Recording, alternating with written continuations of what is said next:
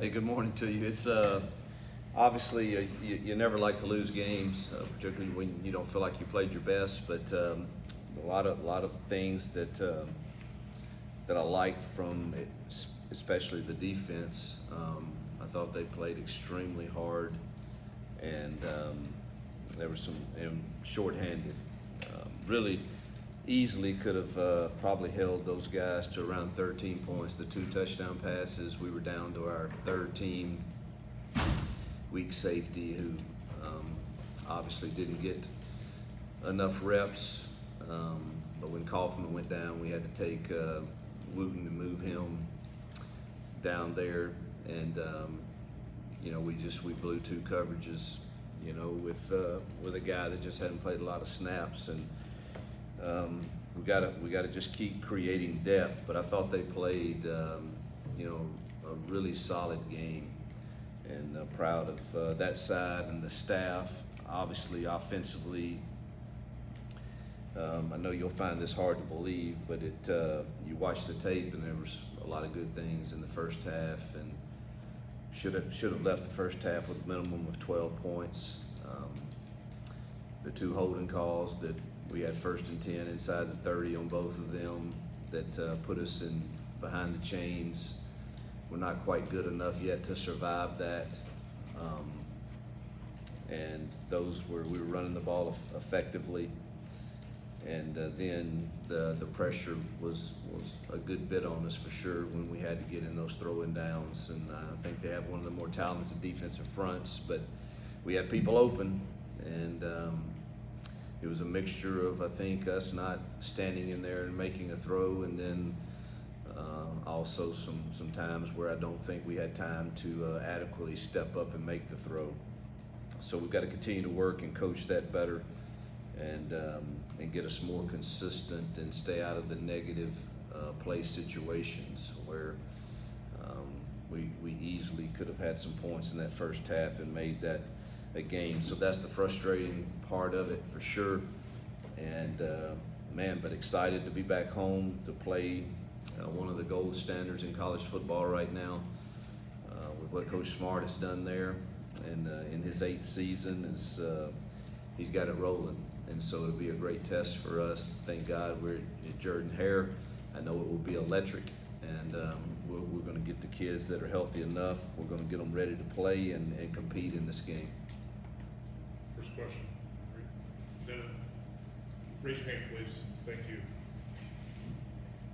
When you go on the road, 2 things you can't do: turn the ball over and get penalties in general. You didn't turn the ball over at all on the road in the SEC, but then you got 10 penalties. So how did you address that on Saturday, and how do you address that moving forward?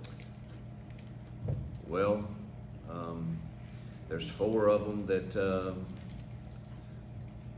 I didn't like, and I've turned them in. I don't see them. Then there's 3 that 2 were intentional to try to back us up to punt and give Oscar a little more room to try to pin them deep. The false start can happen. We had one of those. Trying to remember what the others were. There was a holding call on a pass play that was probably legit. So I mean, it was a mixed bag. You can't have 10 penalties though for whatever reason, and it put us behind the chains. And thought we controlled the second quarter. I think we had it for 12 minutes and came away with 3 points, which I think that defines the game. You control the ball 12 minutes in a quarter, you've got to get some points. And we certainly felt like we were in field goal range, at least. Forget touchdowns, let's just say we were in field goal range on 4 different occasions, and got knocked out either because of penalties or a sack after that. And that's really where the game. And then the 7-minute span in the third quarter, where we did not get any first downs, and they got explosive plays for whatever reasons, I think just flipped the game. So can't have 10 penalties, and that's not typically who we are, and we've got to get that cleaned up. Second. Good to see us not turn it over. You're still heading into this week, and with the same mindset. Peyton's QB1 and Robbie will get his touches in some fashion. Yeah, we're still kind of wading through that, but that's probably where it will land this week also. First one. Raise your hand, please. The protection on the offensive line, I guess from what you said in your opening statement, I felt like sometimes holding on the ball a little too much, sometimes, the line breaking down on sacks. Just kind of, how did you see those sacks kind of? Yeah, it's a combination. I think there's times that it's a plethora of responsibility, but ultimately it lands in my lap and the lap of the offensive coaches to make sure the routes are run at the correct depth with the correct releases against the correct coverage, and then obviously protection has to be good, which is it's very hard to do that in third and long situations against a talented defensive front that you see in these leagues. And there were some times where the ball should have come out and it didn't. So I think it's the responsibility lies in a lot of different places. But then you also had a great third down throw that puts us back in scoring position that we didn't catch. And so it's a combination of things. And but ultimately, like I said, it lies with us, the coaching staff, to get those things fixed. Stay here on the right. Is following up on the quarterbacks, talk about kind of Peyton probably being the one you were going to look at this week. Is you said that he has to keep earning the job. I guess how does he earn the job going forward at this point? Well, certainly with more consistent play, but there's times I feel like we've let both Peyton and Robbie and Holden or whoever the quarterback is, I feel like we have let them down because of all the other components that go into the passing game. And that is where I'm determined to try to help get fixed this week before you give some final grade on a quarterback's play. It's just like when Robbie came in, I thought he made two really nice throws on two deep balls, and I thought the routes were not run correctly. And so I know that quarterbacks and coaches get the blame. Coaches, we deserve it. Quarterbacks don't always probably deserve it. And so I think, again, I've said we're still a work in progress with the roster that we have. And I think I've always kind of had in my mind that I kind of divide the season up. So there's a season one, which is the season up until the open week. And then you've got a lot of evaluating to do that open week as to how you move forward from there. You already a roster that was pretty beat up. Physical game on Saturday. Any updates on Damari signed and some of those guys we saw go in on Saturday? Yeah, Damari will be out for a period of time for sure. I think they're doing some more tests today on that, but he had a dislocated shoulder for sure, and it's just a matter of, sometimes those things can heal on their own in time. Sometimes they require more work, and we really don't know. Kaufman tried, but just kept being gimpy with the ankle, and we'll have to see how he is day to day for sure. Puckett obviously left with a shoulder, and that really hurt us. He was doing a good job of keeping us on the same page back there in our coverages, and that really cost us 2 touchdowns when we had to move Wooten to go to the nickel position because J.D. Rhyme couldn't play, and we already were without Keontae and Kaufman, and so that really took a toll on us and hurt us there. But all of those guys will be day to day. I don't think it's anything that's going to keep them out for a significant amount of time, but day to day. Front row left, Mike. Coach, how would you characterize what you guys were trying to accomplish early in the game on Saturday offensively? And would you point more toward execution or game plan? How much of that do you wear as a coaching staff? Loved the game plan. Thought we ran the ball really, really well in the first 2 quarters. Had explosive runs. Again, controlled the entire second quarter with the run game, and just didn't convert any drives, and for the reasons I've already mentioned. Second half game plan could have been better, particularly in the third quarter.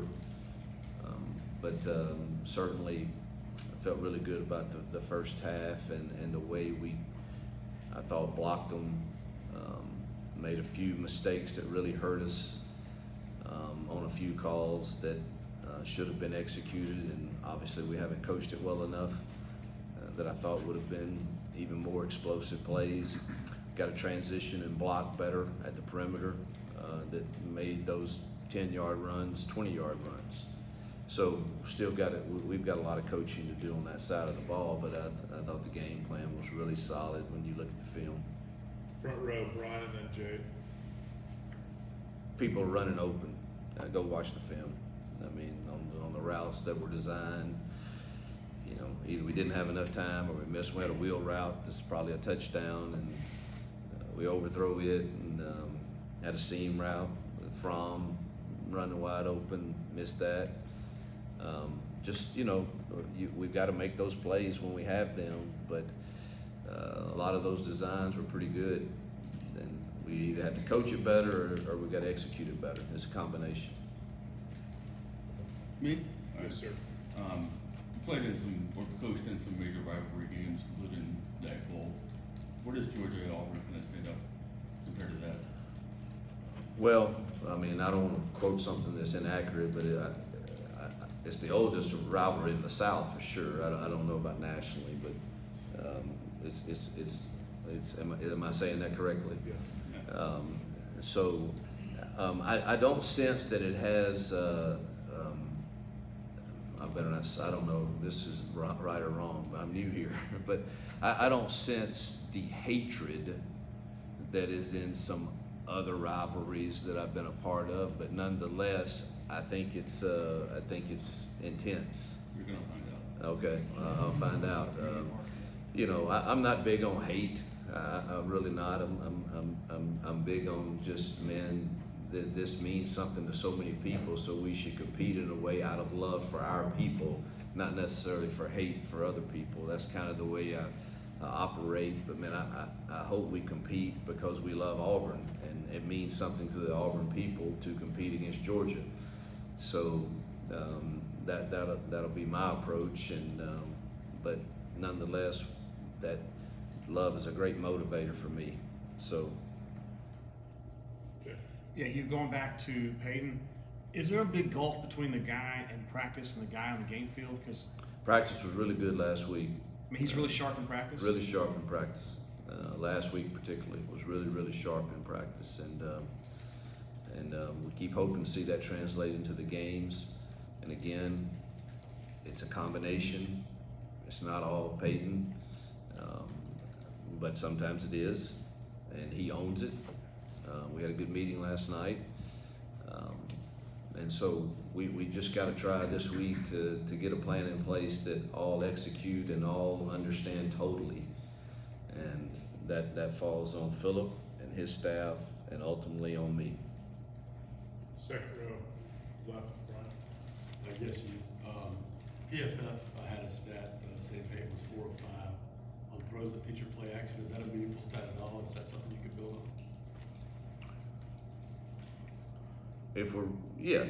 We love play action. I'm trying to remember those in the play action world. I mean, the week before, we were very effective in the RPO game, and in this game, we threw 0 RPOs. That's not something I'm happy about. I probably am where I am today because I brought the RPO game to this conference, or one of the first, I think people would say, and that sounded bad. I don't want to act like I created the RPO world or anything, but I do think I was one of the first to bring it to this game with tempo, and we've gotten away from that, and I don't really understand that, and so we've got to figure out our identity, who we really are, and what can Peyton do, and what can Robbie do, and what can Holden do, and we're still. I know people don't like to hear it. People want success now. They want you to win now every single game, I get all of that. This is not my first rodeo with taking over a program that has struggled, and certainly not at all phased and hungrier than ever to move forward and get better. And we will. Some of that's going to help in recruiting, but that in the meantime, you got to get the ones you have better, and that's our job. And for us to be all over the map, one week we throw effectively RPOs, and the next week we don't. Why? Why is that? And we've got to figure that out. And, another quick follow-up. Which is play fakes. So I don't know what they're talking about. You know, I don't know what they're exactly saying there. Play action versus RPO. For a change of pace recruiting, you mentioned, how big of a weekend will this be for you, the Georgia weekend with recruits coming here? How important can a weekend like this be to the future of this program? Huge. You know, I don't know that we'll have enough tickets for all the recruits that want to come. I'm glad I'm not having to deal with that, but our recruiting staff is working diligently. We've got official visits, we've got top kids here unofficially, and so it'll be all hands on deck. Auburn putting their best foot forward, which they will. Our people are incredible. Our place is incredible to watch a game at, the atmosphere, and so now we've got to make sure they see what Auburn is really about while they're here for a game of this magnitude. Back on TV, we've got two. Hey, Coach, Kirby's coming in here 2 times just national champion. I know you've been on the conference for a few years, but from afar, watching what he's done, what he's built over there, what impresses you the most with that program and what he's done? Well, I played Kirby his first year when I was still at Ole Miss, and I know kind of what he inherited because I coached in that game, and I know what the outcome was, and I think it's a great testament to his vision, to his work ethic, to his staff, to his administration being patient and allowing him to go have the years he needed to recruit, and the dividends are paying off greatly. I mean, they're one of the gold standards in college football right now, and you're recruiting a top 3 class every single year, and that's hard to compete with, and they're well coached, and so you got to give them credit.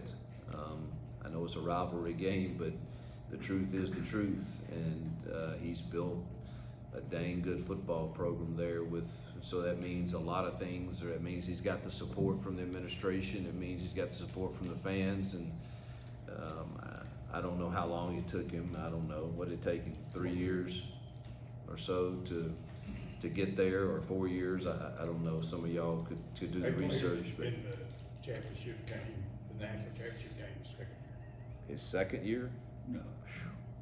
that's No. I don't know that that's accurate, but 2007, saying they played out, man. anyway, so he did it pretty fast then. So that's pretty impressive. It's even more impressive. Been about. Coach, on that note of building a program, obviously internally and externally, sometimes there's not enough patience while you're trying to build your identity, and some of these growing pains you're kind of already seeing this season. What's the reasonable amount of patience that a team should have to be able to build that identity and find success? Well, I don't get to decide that. The good thing is I don't worry about that anymore. I used to, but I'm older now, and I'm totally comfortable in the way we are building this program and mentoring young people and teaching them the lessons that football teaches for life. And the wins will come. I believe that firmly. But the whatever people's patience level is really, I can't control that, so I can't worry about it, and I really don't worry about it. And I worry about the people in this building, our administration, and I worry about our fans too, but I can't control their patience level. And I think I don't know, can I be really candid? I think it's kind of ridiculous that those are already discussions in and around our kids. I do, but it's not something that we worry about. But they should expect us to improve, and that's a reasonable expectation, and play hard, and I think our kids have played hard. And so, I'll let the other people that really matter decide their patience level. I know there's a lot of programs that have taken 3 to 4 to 5 years to get where they are now, and they're probably happy that they did that, but everybody's got to decide their own feelings on that, and I can't worry about that. Stay with Philip. Hugh, you're talking about something like no RPOs and those things. How involved are you in the game plan, and do you see yourself getting more involved in play calling? Boy, this is something I'm struggling with. That's all I probably need to say. It's not that I don't have. It's just this is new for me, and I'm afraid when I get if I did try to get too involved, that it could cause confusion with terminology. But obviously they're going through the game plan with me. I mean, I go through the game plan with both sides and special teams, and so again, I thought the game plan was solid last week. And so again, some of it is, but it's a struggle for me, and I've confessed that to everybody in the building. Where that ultimately leads to, let's see how the year unfolds. But it's I'm confident that I'm going to be more involved. But it's still difficult when it's kind of not your terminology, and it's kind of hard to make a lot of adjustments right on the fly on the sideline. And so anyway, I think Monty and them are doing a great job right now of trying to correct the issues that we all see, and let's see how these weeks progress. But we were together a lot last night, a lot this morning, and we'll be this afternoon, making sure. Now look, you still got to block them, and you still got to go win a one-on-one, and that's easier said than done right now with the talent level that we're facing with a Georgia or an LSU in particular that are coming up the next two, and even A&M. But I will say, I thought we won some one-on-ones and just didn't get the completion for whatever reason, pressure, or didn't understand the progression properly, or and all of that we have to get corrected as coaches. Far left. Yeah, Coach, everybody's been super impressed, I think yourself as well, with Eugene and just the heart that he plays with. Who's that guy on the offensive side? Who's the Eugene Asante of the offense that just kind of matches a similar intensity like that? Yeah, we're searching. Truthfully, that was one of the things I think we've got to get more swagger on the offensive side, and like that. The most positive guy by far to this point has been Luke Deal. I think he's the one that has a good grasp on how this league plays out, how difficult these games are, and how challenging they are for 60 minutes, and how you can have 3 bad possessions in a row. We're not the only ones that have those, but yet you have to maintain this positive attitude that the next one could be the one that matters. And he's been definitely that for the offensive side for sure. We'll take a few more, Mike. Coach, you talked about the talent gap between, some of the top teams of the conference and where you feel like Auburn is at right now. What message do you send to your team in spite of that to make them feel like they have what it takes to beat these teams week in and week out? Yeah, that's a balancing act. I'm always truthful with our team, and I tell them every Monday in our truth meeting this afternoon, hey, this game you're the favorite, you should win it. This game is a toss-up. This game you'll be the underdog. That doesn't mean you can't win it. And here's how we're going to win it.